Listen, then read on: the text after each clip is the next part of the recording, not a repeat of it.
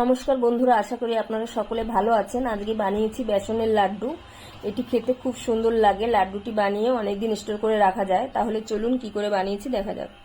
বেসনের লাড্ডু বানানোর জন্য প্রথমে আমি চিনিটা তৈরি করে নেব। এখানে আমি 1 কাপের চেয়ে একটু কম দিচ্ছি চিনি। এখন জল দেব, চিনিটা যাতে ডুবে যাবে, খুব বেশি জল দেবো না, চিনিটা ডুবে যাবে এফডি জল দেবো আমি। এখন এটা মিডিয়াম আছে, চিনিটাকে আমি জাল করে নেব। চিনিটা আমার এখন গলে গেছে, আমি আর একটু জাল করে নেব, চিটচিটে ভাব যাতে চলে আসে। এখন চিপচিপে ভাব আসেনি, এখন আমি একটু জাল করে নেব। আমি গ্যাসটাকে লো টু মিডিয়ামে রেখে 10 মিনিটের মতন জাল করে নিয়েছি। এখন এরকম ঘন হয়ে গেছে অনেকটা। এখন দেখাচ্ছি, চিপচিপে ভাব চলে এসছে, মানে জমাট বেঁধে যাবে। এখন জমাট বাঁধার মতন হয়ে গেছে, এই যে দেখুন তারের মতন হয়ে গেছে। এখন আমি এর মধ্যে 1 চামচ ঘি দিয়ে দিচ্ছি। এখন গ্যাসটাকে একদম লোতে করে দেবো। গ্যাসটা মানে এখন হয়েই গেছে, আমি এখন গ্যাসটাকে অফ করে দিলাম। এই দেখুন গ্যাসটা আমার এখন বন্ধ। এখন এটাকে নাড়াতে হবে। এখন নাড়িয়ে যাব, থামানো যাবে না কোনতে।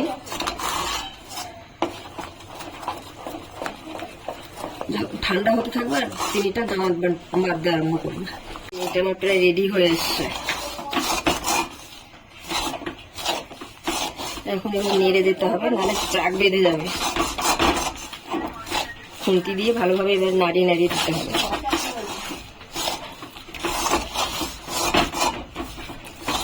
প্রায় হয়ে এসছে, এখনো তাও বাকি। পুরোটা ঝুরঝুরে হয়ে যাবে, তখন আমি খুন্তি চালানো বন্ধ করবো। এখন একটু বাকি আছে। চিনিটা আমার এরকম ঝুরঝুরে হয়ে গেছে। আমি এখন একটা ছাঁকনির মধ্যে নিয়ে চিনিটাকে ছেঁকে নেব।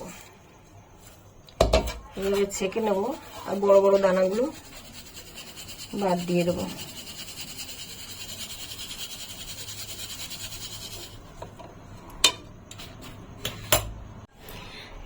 চিনিটা আমি চেলে নিয়েছি।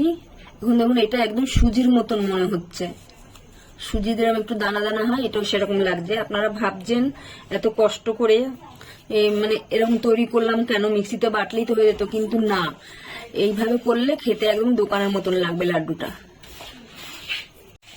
কড়াইতে একটুখানি ঘি দিয়েছি। এখন আমি কয়েকটা চাল মগজ আর কয়েকটা কাজু গুঁড়ো করে নিয়েছি, এটাকে আমি একটু ভেজে নেব।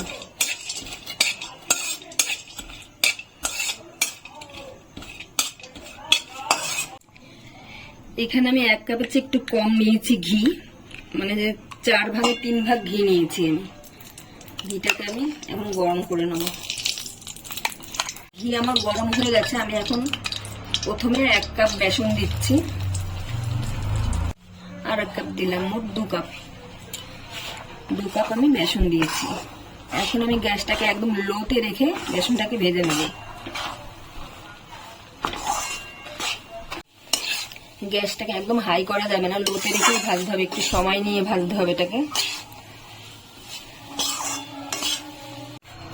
বেসনটা আমি লো ফ্লেমে 10 মিনিট ধরে ভেজেছি, কিন্তু এখন আমার অনেকটা বাকি।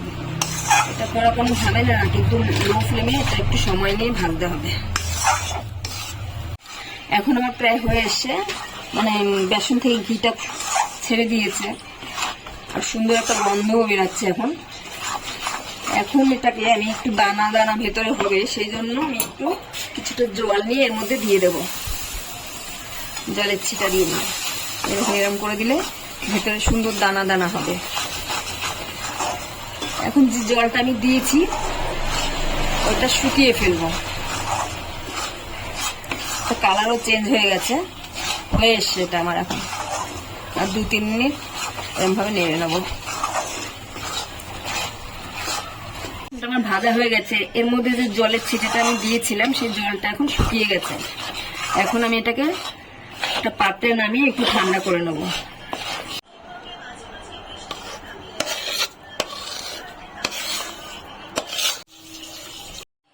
আমি এখন চিনি ও কাজু কিশমিশ দিয়ে মেখে নিচ্ছি। বেসনটা হালকা গরম অবস্থায় মেখে নিতে হবে, বেশি গরম অবস্থায় চিনিটা দিলে চিনিটা গলে যেতে পারে।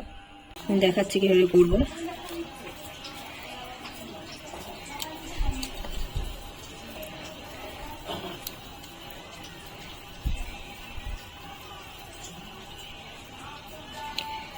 এইভাবে আমি প্রত্যেকটা লাড্ডু করে নেব, এরকম গোল গোল করে। এইভাবে আমি সব লাড্ডুগুলো তৈরি করে নিয়েছি। লাড্ডুটা এখন একটু নরম আছে, ঠান্ডা হয়ে গেলে এটা শক্ত হবে। লাড্ডুগুলো আমার তৈরি হয়ে গেছে, একটা ভেঙে দেখাচ্ছি ভেতরটা কেমন হয়েছে। দেখুন ভেতরটা পুরো দানা দানা হয়ে গেছে, খুব সুন্দর হয়েছে। লাড্ডুটি তৈরি হয়ে গেছে। ভিডিওটি যদি ভালো লাগে তাহলে একটা লাইক করবেন, সাবস্ক্রাইব করবেন এবং কমেন্ট করবেন।